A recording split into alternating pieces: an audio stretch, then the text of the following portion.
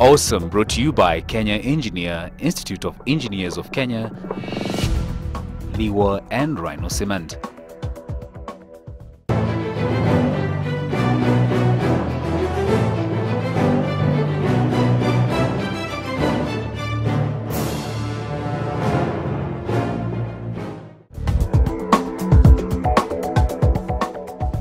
Matatus, Kenya's most popular means of transportation.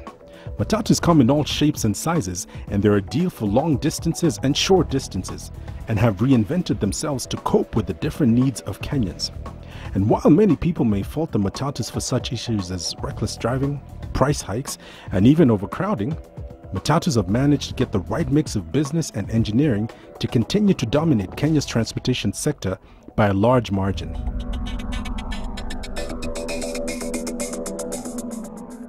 They are the rogue drivers and operators who do not belong to SACCOs, even some SACCOs that are just there for, for money, but really don't care about the comfort and safety of their passengers. And we want this to be the norm, and it has wide acceptance.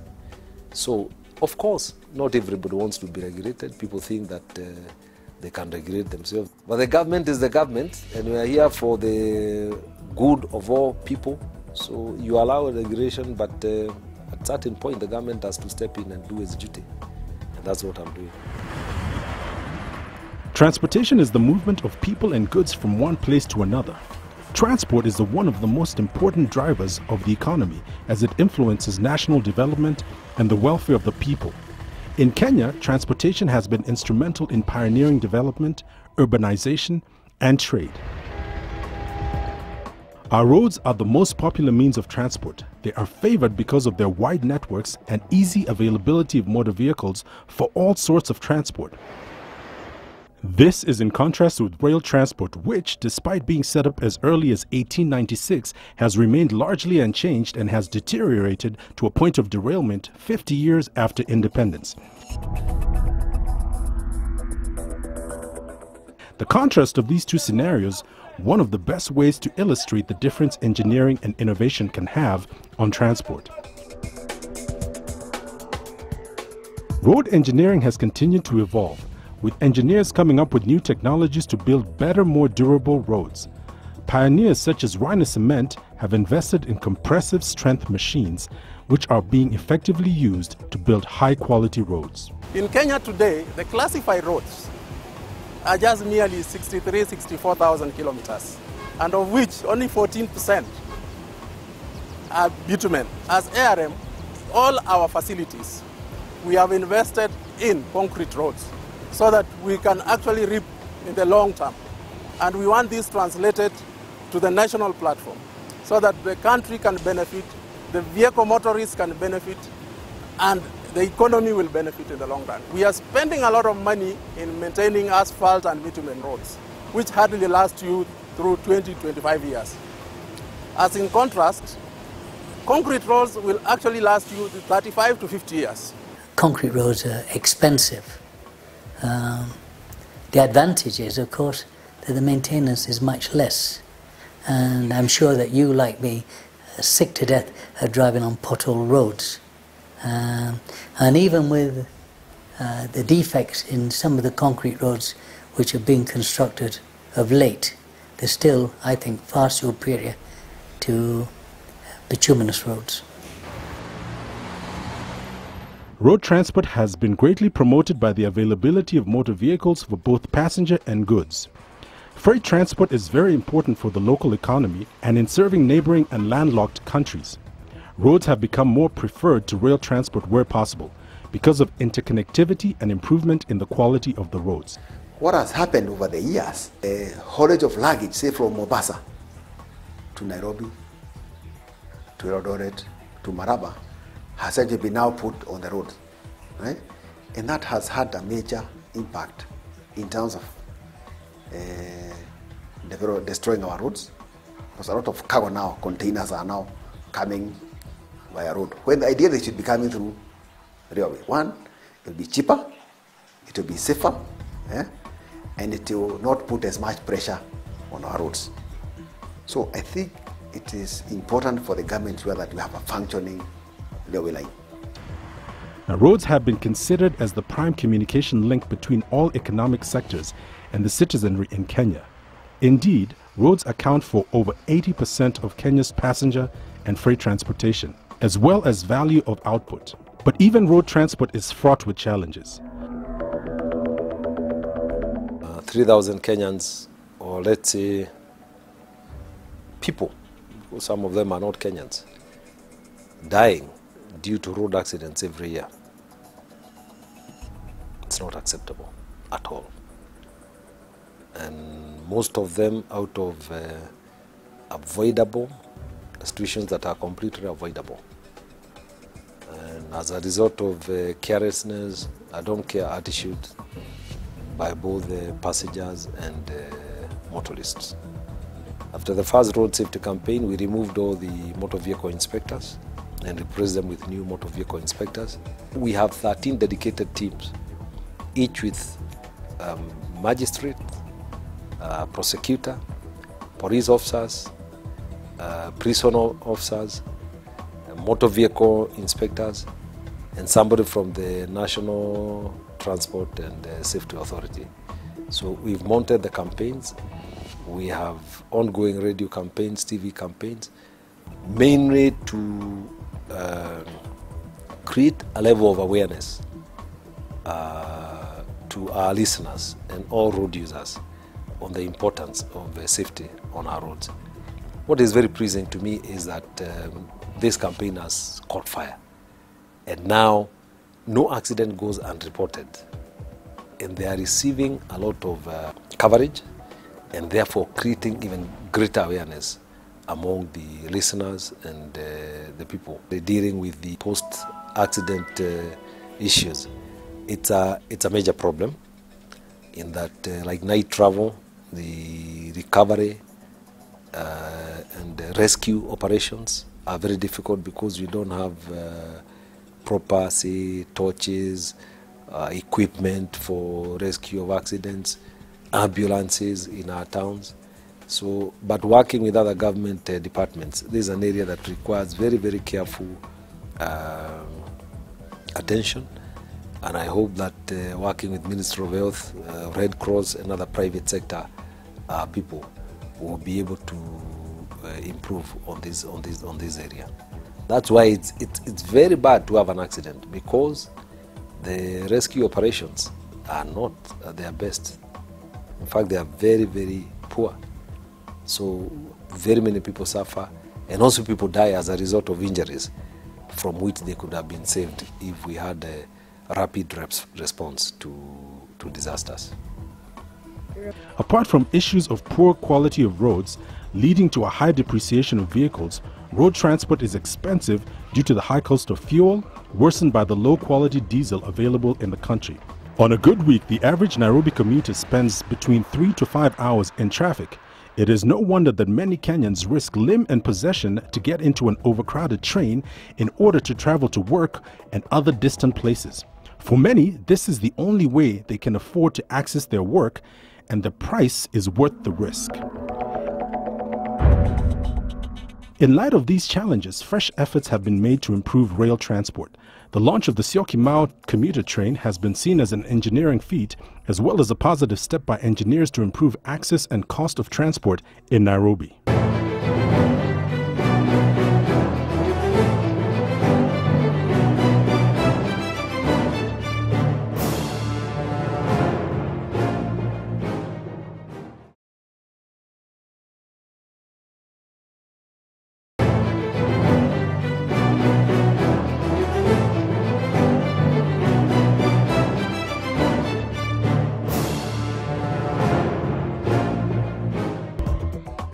If matatus are Kenya's most popular means of transport, the airplanes are the most efficient. They are a fast and convenient way to travel over long distances or short distances. Boosted by demand and increased infrastructural investment, air transport is becoming a popular means of transport for Kenyans to travel across the country and the world. They also serve the large perishable produce agricultural industry in Kenya. Kisumu International Airport is going to play a central role in making Kisumu City a major hub, major business hub in the Lake Basin region.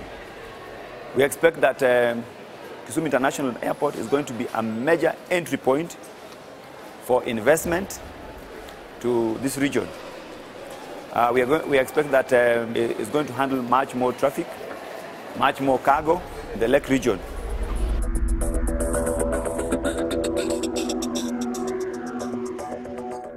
With 3 international airports, air transport has greatly boosted Kenya's tourism sector, contributing greatly to boosting both local and regional travel.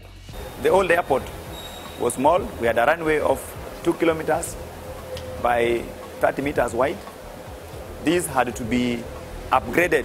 This would then accommodate bigger aircraft that could carry more passengers.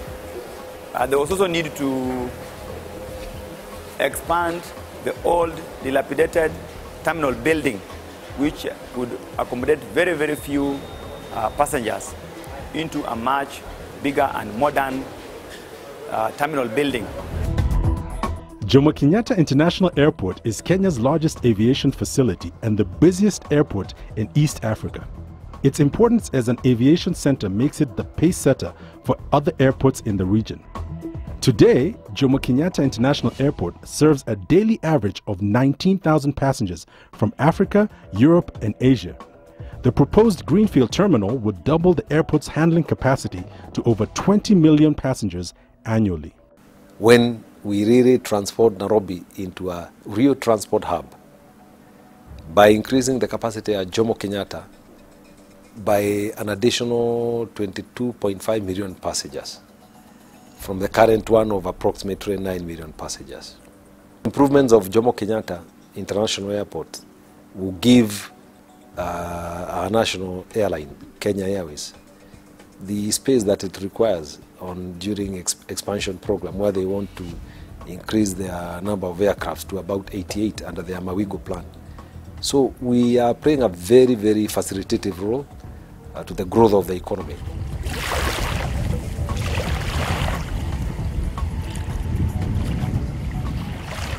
Kenya's geographical location and sea line has created a valuable transport resource in the region.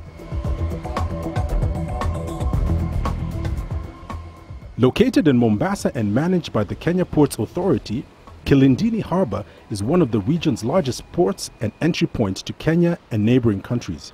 It is equipped with modern facilities and meets international standards. The harbour handles both cargo and cruise ships. The port stands at 117 out of 120 ports in the world in terms of container handling. Must say that this is the first time we are finding ourselves in that category. A series of expansions has made it possible for the port to handle Panamax vessels. But 19 has actually given us an extra capacity to handle another 200,000 TEUs.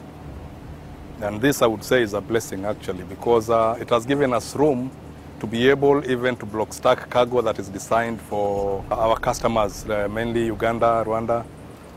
This dry dock of African Marine is the only dry dock in the east coast of Africa. The one north is Dubai and the one south is Durban. Between these two places there is no other dry dock. All the ships that are passing through and have a problem, they mostly come to Amjeko dry dock. In the next 50 years I see it going very far, because we want this dry dock to be one of the best in the world. We want to start shipbuilding, small craft building, ferries, building of ferries, where we used to do building of ferries. Industry leaders, Amjeko, have been in the industry for over 50 years and have remained competitive by offering service and maintenance for water vehicles that meet international standards. Amjeko, we do repairs of ships. The main purpose of Amjeko is dry docking of vessels. So we can dry dock vessels of 180 meters long and 24 meters wide. These vessels, when they come here, we do either normal servicing of the vessels like sea suction valves, propellers, rudders, all the underwater area that cannot be done when it's floating. We also do some of the vessels sustain underwater damage. In Vision 2030, transport is one of the key enablers of economic growth, and the government and private sector has invested heavily to improve all sectors. The biggest and the most highly anticipated transport and infrastructural project is the construction of the Lamu Port, South Sudan-Ethiopia Transport, LAPSET. Once completed, the LAPSET will be Kenya's second transport corridor to supplement the Mombasa Port and the Mombasa to Uganda Transport Corridor that passes through Nairobi and much of the North Rift. With all the oil in Turkana, now serves Kenya, probably even more than it does South Sudan and Ethiopia. Nonetheless, it was a very, very visionary project.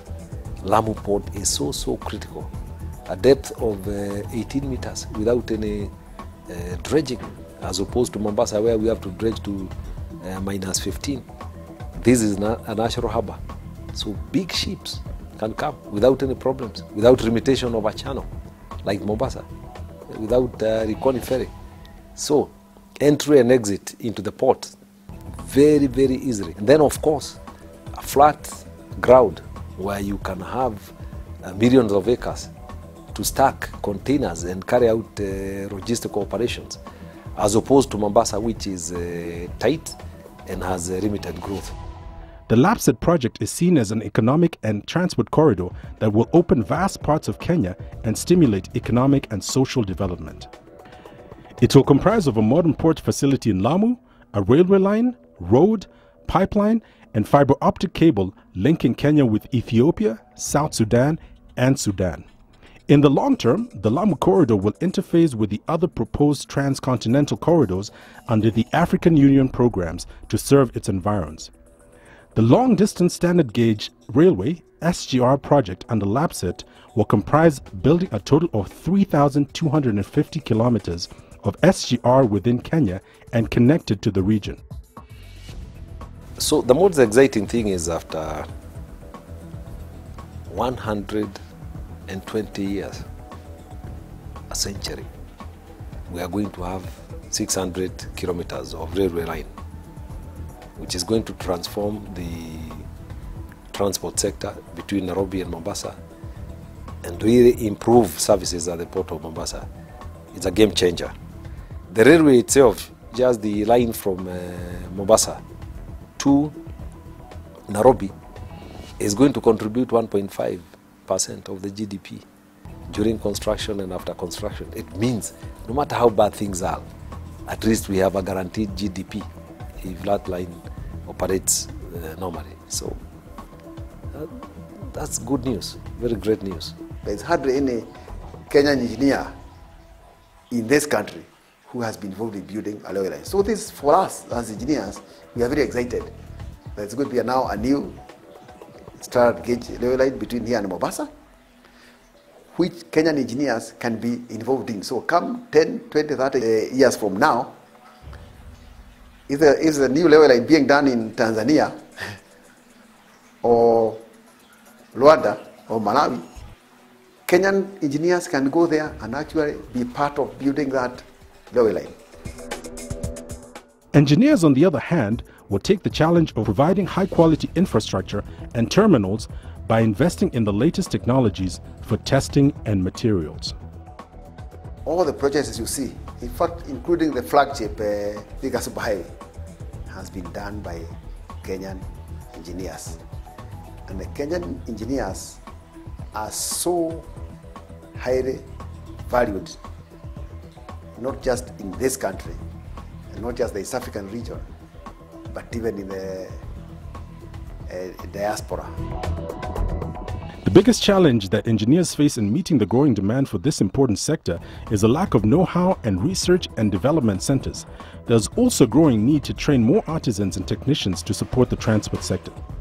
These skills are important if engineers are to upgrade to secondary industries in the transport sector, such as vehicle assembly.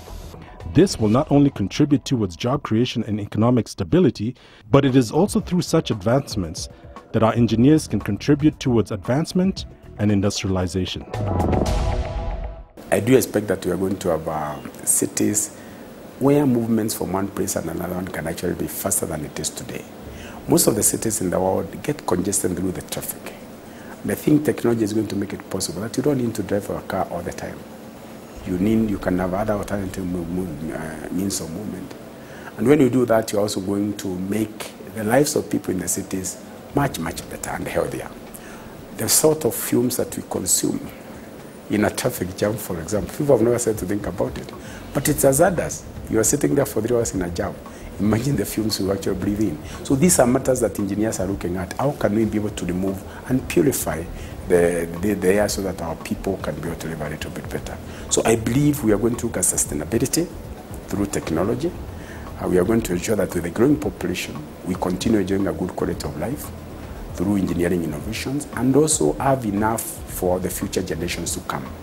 Because there's no point of using what is here now and the future generations don't get anything.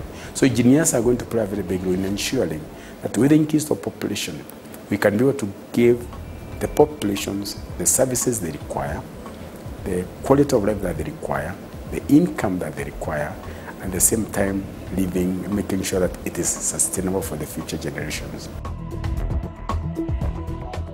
If you look at transport sector, we worked with the Kenya Airways.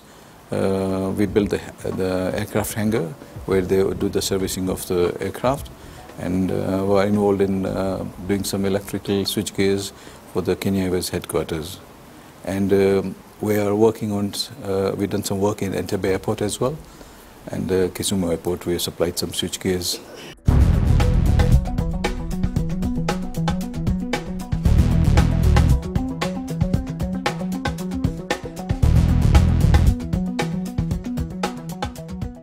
Awesome, brought to you by Kenya Engineer, Institute of Engineers of Kenya, Liwa and Rhino Cement.